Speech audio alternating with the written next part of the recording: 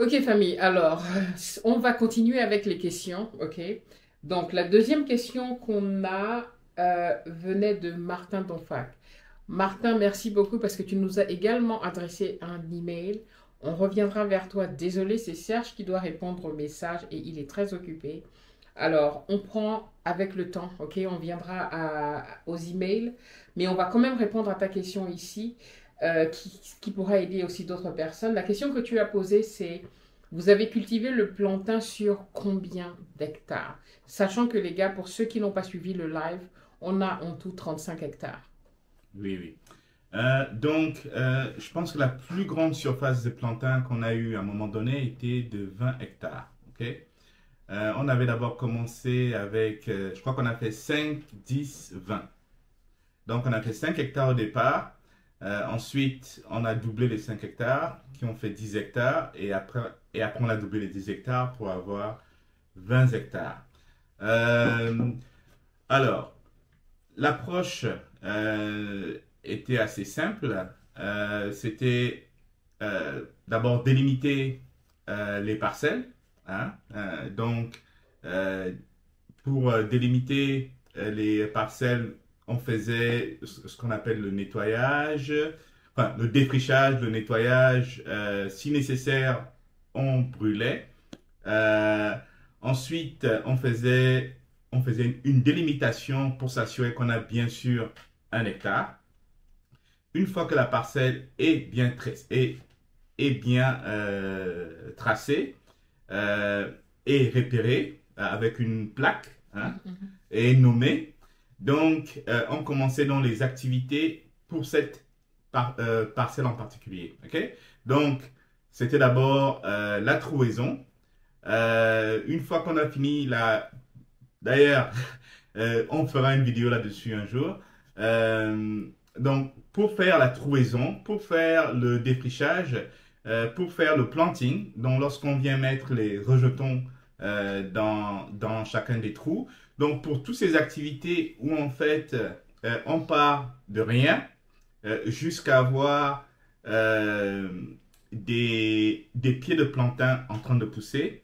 Euh, Là-dessus, on faisait appel à la main-d'œuvre extérieure. OK? Mais on va revenir dessus parce qu'il y a une question après. Ensuite, il y a tout un travail à faire avant de mettre les rejetons dans les trous. Euh, Ensuite, donc, il y a la phase d'engraissage où en fait, il faut suivre les plantains comme ils poussent. Euh, S'assurer qu'il n'y a pas de maladie, s'assurer qu'il n'y a pas de... C'était quoi les De la nématodes? sélection aussi, les méthodes, ouais. Mais il Voilà. y a la sélection aussi Oui, oui. de... Pour s'assurer que tous les plantains sont quand même du même type, hein? Parce que ce serait dommage d'avoir des variétés différentes dans la même parcelle. Ce qu'on a eu au départ parce qu'on n'avait pas fait attention. Tout à fait. Ouais. Et après, sur le suivi. OK? Euh, donc, voilà un peu, juste en quelques points, comment on a mis en place 20 hectares de plantains. OK? Ok, ok. Alors, la deuxième question qui a été posée par, désolé, j'ai pas noté ton nom, mais je vais revenir dessus un peu plus tard.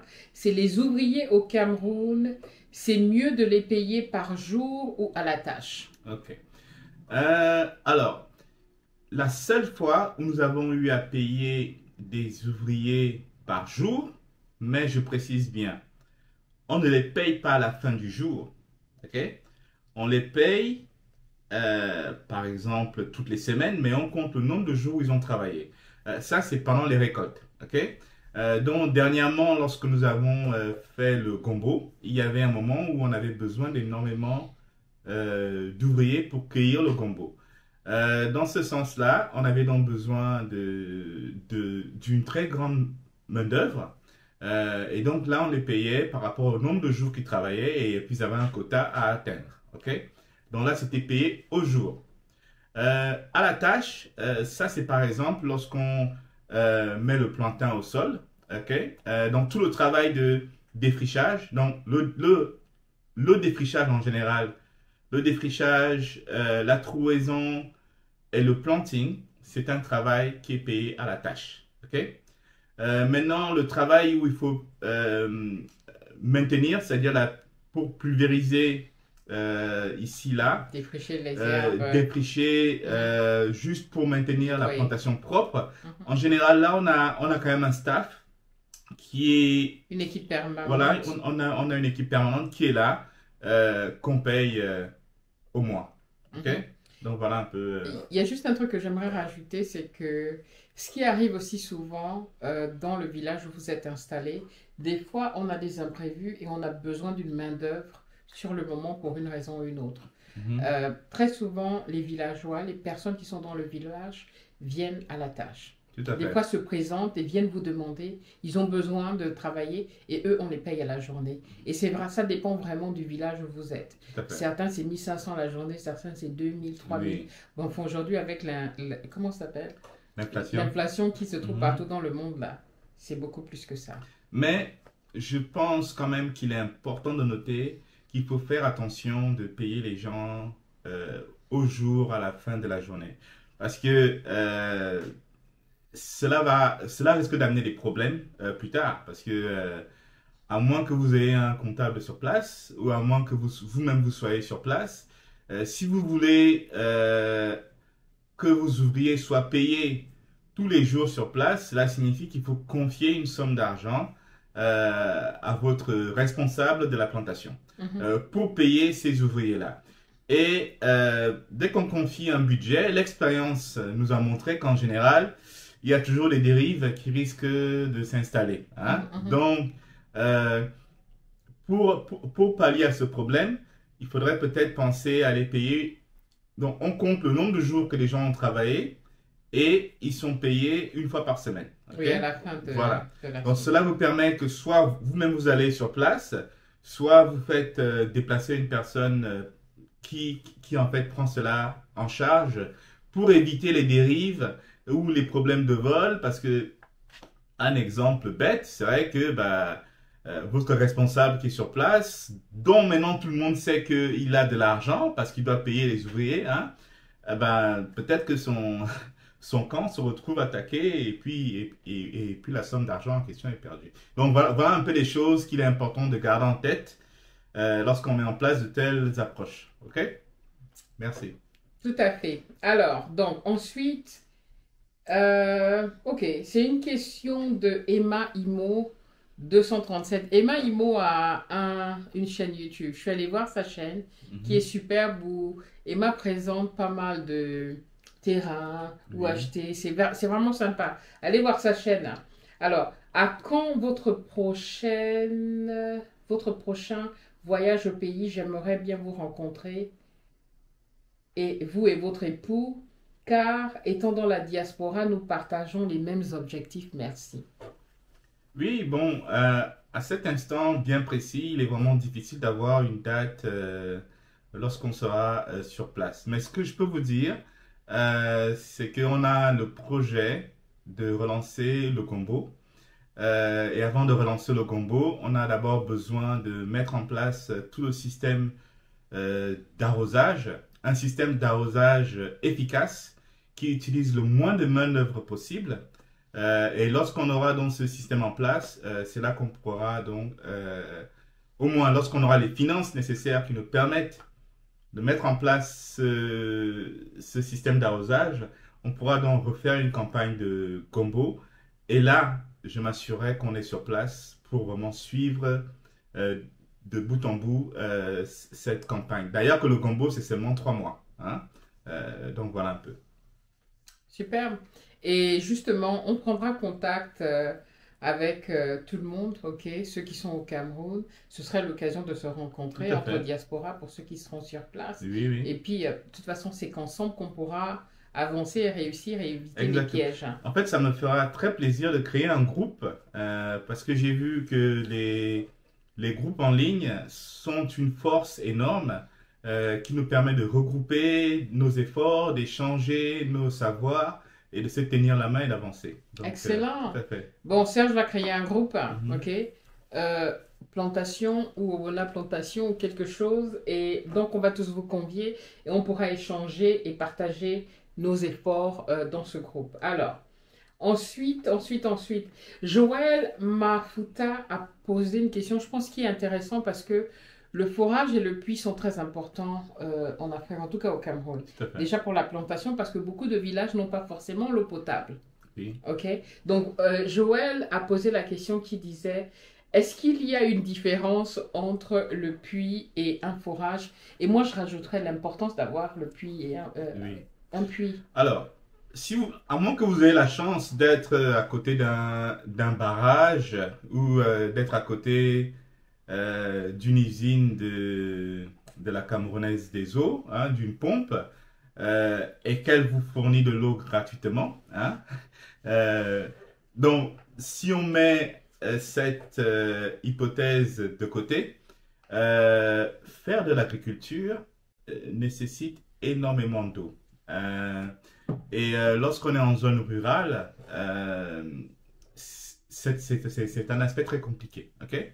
En tout cas, en ce qui concerne la plantation, on a en fait un petit lac qui se trouve d'un côté de la plantation, mais malheureusement, cette zone était un peu difficile d'accès. Mais maintenant, on a quand même réussi à trouver les moyens de pouvoir facilement accéder cette partie-là. Mais les zones qui sont beaucoup plus faciles d'accès, je dirais en véhicule, n'ont pas en fait d'eau. Et dans la stratégie qu'on avait optée, et je pense qu'il est très importante, c'est d'avoir un puits.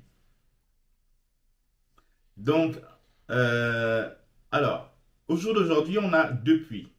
On a un puits qui se trouve là où les ouvriers habitent, dans la zone d'habitation, hein. Cela permet à tout le monde d'avoir de l'eau, okay, pour les choses diverses et variées. D'ailleurs, le village se fournit chez nous. Tout à fait, oui.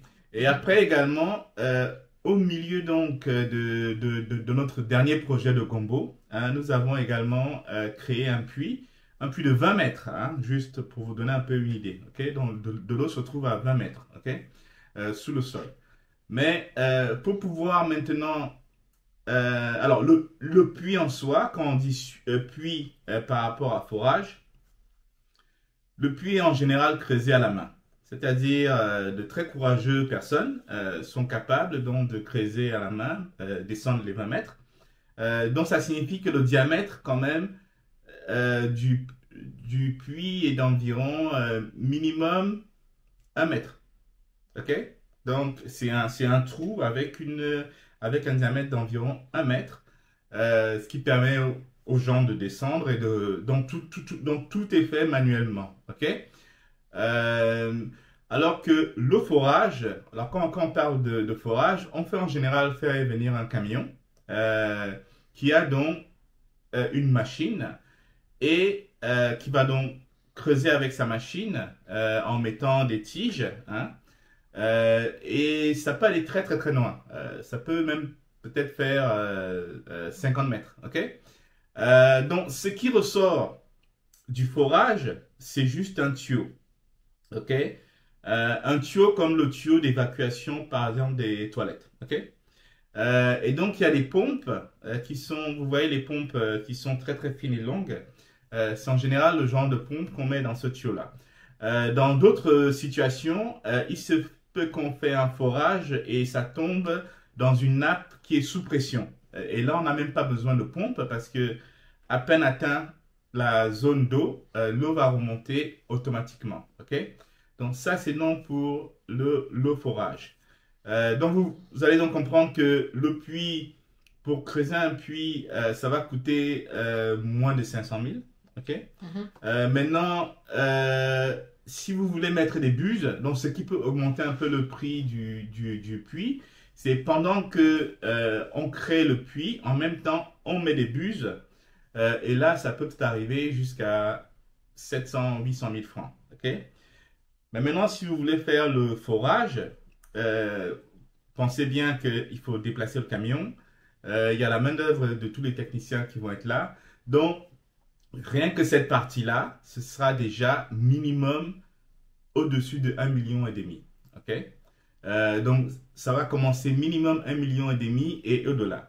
L'autre chose également, je dirais l'un des derniers points, c'est la maintenance. Ok? Donc, si vous avez un puits et qu'il y a un problème, donc quelqu'un peut toujours descendre dans le puits et gérer le problème. On peut facilement faire remonter la pompe ou la faire descendre, tout est visible. Mais maintenant, si vous avez un forage, euh, il faudra toujours faire appel à Une des... société Oui, spécialisée. oui, tout à fait. Il faudra toujours de la main-d'œuvre spécialisée pour la maintenance. Voilà un peu. Il y a Ok? aussi une question de profondeur, non? Oui, Le puits est peut-être jusqu'à 20 mètres, mais le forage va beaucoup plus loin, non? oui, tout à fait. Le forage peut aller très très loin. Oui, c'est D'accord. bien ça. Et tu conseillerais quoi alors, si c'était à refaire, le puits toujours ou le forage? Qu'est-ce qui est plus bénéfique par rapport au fait que l'arrosage constant, euh, Moi, en fait, je préfère le puits parce que bah, ça fait appel à de la main-d'œuvre locale et ça permet à tout le monde de vivre un peu plus hein, localement. Euh, Si maintenant on est dans des zones vraiment très compliquées où l'eau est très loin, dans ce cadre-là, je pense qu'il faudra faire appel au forage. Donc voilà. ok, on clôture Tout à fait. cette question. Mhm. Super, on va passer à autre chose.